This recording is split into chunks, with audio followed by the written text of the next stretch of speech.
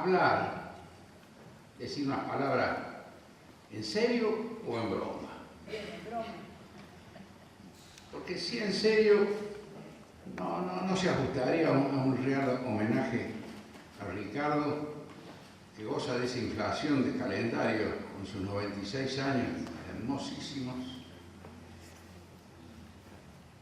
Y relacionarlo con esto que acabamos de ver sería, como decía Severino, un arco de profunda tristeza. Entonces yo prefiero referirme a 2 a 3 anécdotas, un poco más simpáticas, que puedan levantarnos un poco el ánimo, porque la verdad, después de ver la película, es decir, tendría que volver a pensar lo que pensé cuando lo descubrimos el escondite de Navarro en 1974. Yo venía de Europa con Gustavo Roca y el avión hacía una escala en las Canarias. El avión que venía de Europa antiguamente hacía una escala en las Canarias y de las Canarias a Brasil. Entonces dijimos, bueno, en agosto del 74, quedémonos un día para conocer cuándo vamos a conocer las Canarias. En ese momento, en Córdoba y en general en el país, Navarro estaba más que escondido, huido y amparado por algunos participantes del gobierno nacional. Pero se desconocía dónde podía estar Navarro. Pero era difícil transmitir en estos momentos el encono que había sobre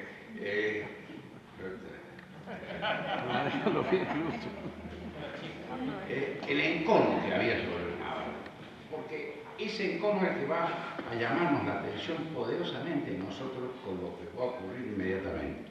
Descendemos en las Islas Canarias. En la Gran Canaria, lo único que había que hacer era ir a la plaza y tomar una cerveza, etc.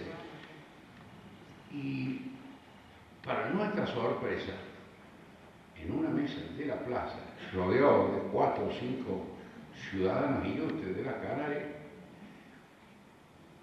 el coronel Navarro. No lo podíamos creer.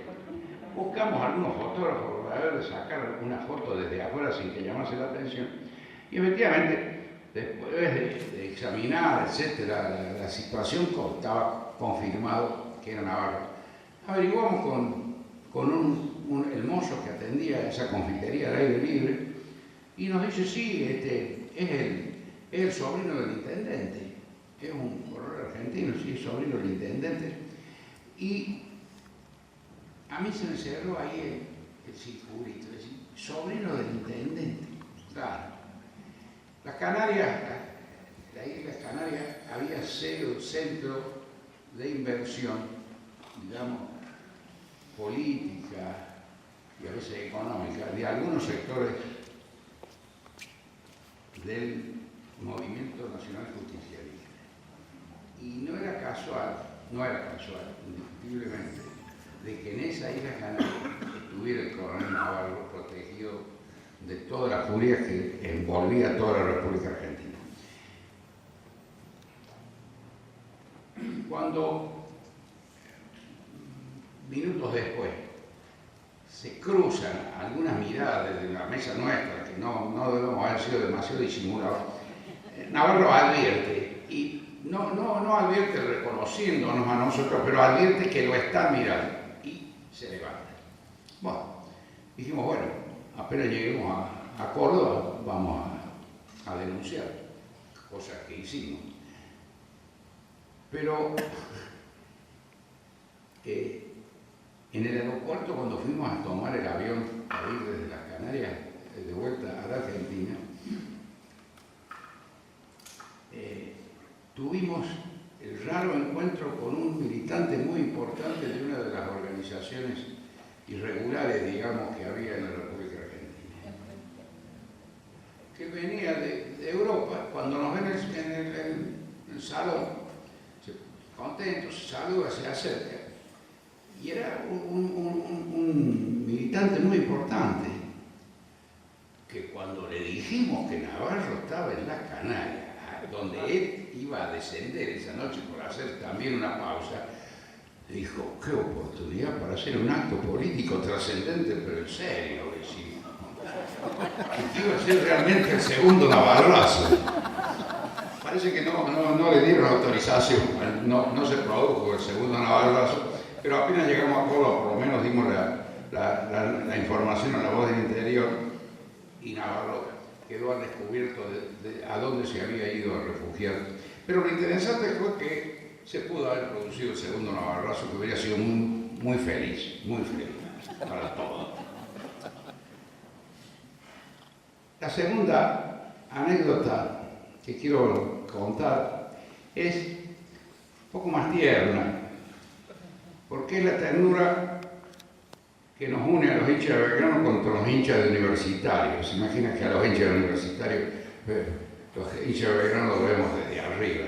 Y era una materia de polémica permanente con Ricardo Broncano, el problema del fútbol, porque a él le tocaba la desgracia de ser hincha de la U. Ricardo es un hombre sumamente educado, nunca perdía ni pierde la chaveta, así de enojarse. Pero el fútbol sí, en el fútbol sí perdía. Bien, ahora ya no, bueno, ya no sé si juega la U todavía, pero el fútbol le hacía perder por ahí la chaveta. La segunda anécdota que quiero relatar está referida a una prueba un poco del afecto recíproco que nos teníamos, y está referida a la constante actuación de parte de Ricardo en un quehacer político ligado a la CGT de Córdoba y sobre todo al sector de los legalistas e independientes. Ricardo, en la época que me estoy refiriendo, era realmente la expresión de un político progresista en serio. Esa situación de ser un progresista en serio a mí me preocupó en el mes de octubre de 1969. Octubre de 1969, pese al movimiento grande que se había producido en mayo del 69, etc., había producido un quietismo en Córdoba y en general en el país que nos hacía pensar que podía haber algún reverdecer de esa derecha que nos había costado bastante aislarla nada más acá en Córdoba. Y con un amigo de Ricardo, pero con visión diferente de la realidad, aún siendo dos hombres de centro izquierda o de izquierda, con un amigo de él que tenía una visión diferente de la izquierda peronista, que eran dos peronistas, resolvimos ir a Madrid a hablar con Perón en octubre del 69. Porque nos parecía que valía la pena saber si realmente teníamos acceso a él, conocer qué es lo que pensaba. Yo me aseguré que ese amigo de Ricardo, amigo mío, pudiese ser recibido y nos asegurase rápidamente de alguna manera una conversación, porque era casi un ahijado. Era Juan Manuel Montes. Juan Manuel Montes era un hombre descendiente de una familia de militares, General Montes, dos coroneles.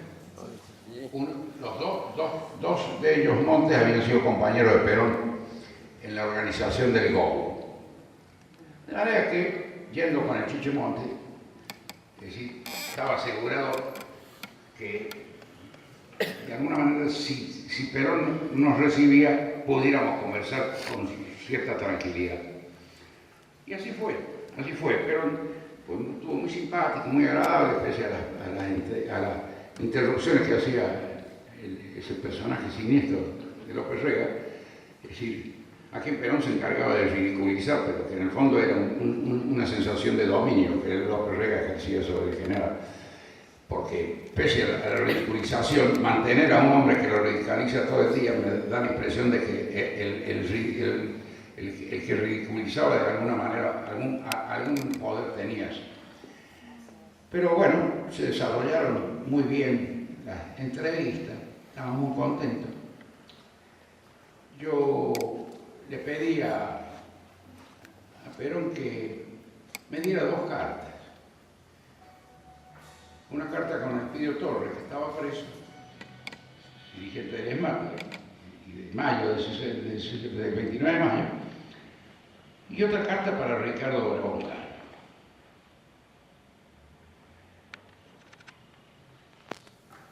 Al día siguiente, a los 2 días, como era de práctica, la primera de introducción, la segunda entrevista más o menos conversar de política, y la tercera era un poco la despedida.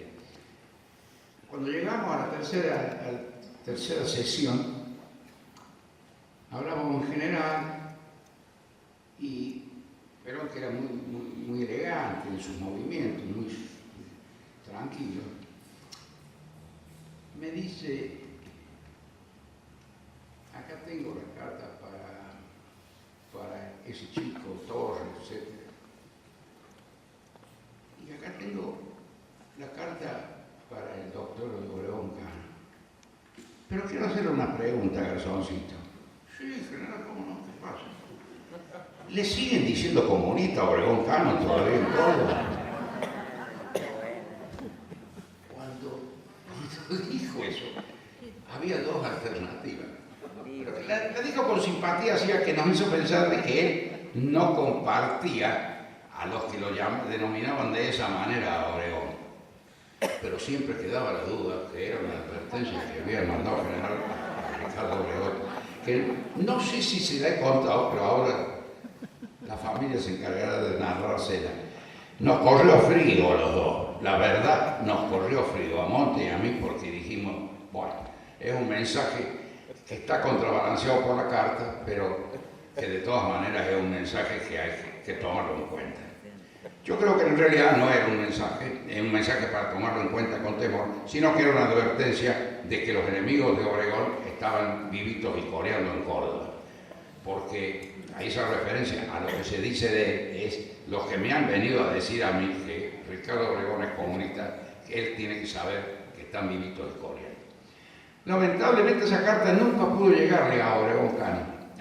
Sí, porque cuando llegamos a Buenos Aires se había corrido el rumor de que yo y Monte traíamos el mensaje de Perón de hacer el levantamiento en diciembre, que había corrido, el señor se había encargado de hacer correr un rumor de que había la posibilidad de un levantamiento y que los que traían el mensaje eran esos 2 cordobeses que habían ido, cosa que no habíamos traído nada. Pero traíamos la carta a Obregón.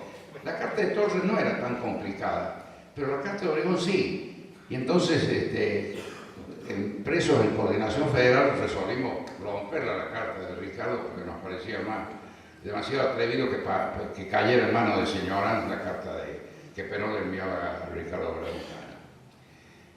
Y ese es un tema que indudablemente molesta cuando uno piensa que lo privó de una carta que era muy útil para él en el año 69. Bueno, la tercera anécdota es más difícil de explicarla porque se refiere un poco a mi error de apreciar un momento político importante y en el cual Ricardo ocupaba el centro.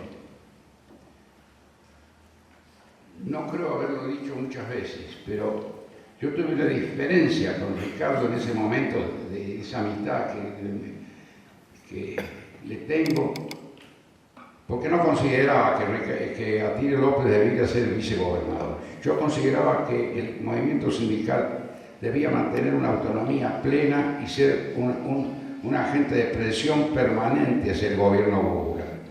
Y Atilio López debía ser el primer diputado nacional, pero conservar abiertamente su condición de secretario general de la CGT. Y tras esa situación que me parecía correcta desde el punto de vista estratégico, diríamos, frente a los enemigos que teníamos claramente objetivados, porque lo había reflejado la elección interna de julio de ese año. La segunda objeción era de que a mí me parecía, Ricardo, se lo estoy mandando a decir ahora, que había que darle una contención a ese peronismo que no estaba satisfecho con el resultado de la elección interna y con lo que podía ser la fórmula. Y entonces, mi diferencia con él, en febrero del 73, se lo dije comiendo en casa, mi diferencia es que es una fórmula muy riesgosa y que es una fórmula que no contiene a todo el peronismo de Córdoba, no contiene, pretende detenerlo, no de contenerlo internamente. Y efectivamente, los enemigos del gobierno de Obregón no descansaron nunca. Se propusieron voltear el gobierno de Ricardo y efectivamente lo lograron, porque aquellos que siempre decían de que era un comunista estaban convencidos en el 73 que realmente lo era y que por eso había que voltear. Lamentablemente, es decir,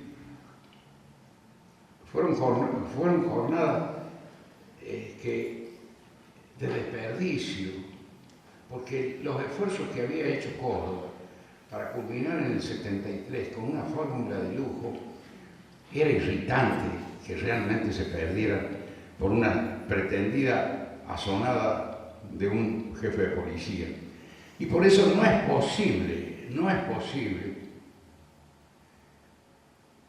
me permito la extravagancia, se enojará Ricardo, no es posible seguir considerando o aceptando de que el episodio del derrocamiento de la fórmula Obregón-Cano-Atilio López fue una cuestión meramente local. Fue una operación política decisiva, en la que se tomó como excusa finalmente la famosa huelga de la Unión Tranviaria en contra del Plan Gelbar, que indiscutiblemente fue una provocación, es decir, se tomó como una provocación que realmente completaba lo que se venía diciendo desde hacía más de un año. Ustedes no sé si se recuerdan, pero